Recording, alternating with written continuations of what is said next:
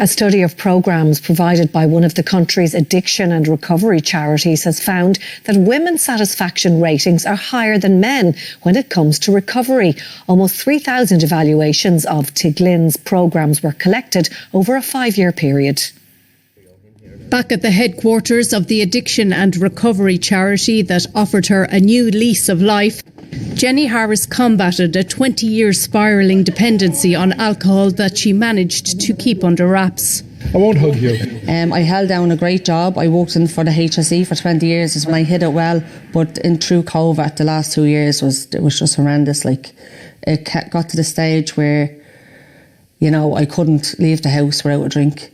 And I was drinking a lot of straight vodka a day. I had this mask on, but I'd go home and I'd close the doors and I was just didn't want to be here anymore. And I couldn't carry on the way I was carrying on. Like, I couldn't cross my door anymore without a drink in my body. Like, it destroyed me. Jenny successfully completed her addiction and recovery programme 18 months ago. But a 5-year evaluation by the charity, which is contained in this report published today, shows that women fare much better at maintaining their recovery than men. Possible explanations for this could be higher motivation to change, or indeed the group programme's ability to foster more independent thinking amongst the women compared to the men. Goal 5 of the National Drug Strategy is all about developing policies that are evidence-based. This report allows us now to look at the report, look at, for example, the success of women, and look and see how that can be applied to the men's centres. Spirituality and a deep faith has helped Jenny through her recovery, and this has had a ripple effect right through her family,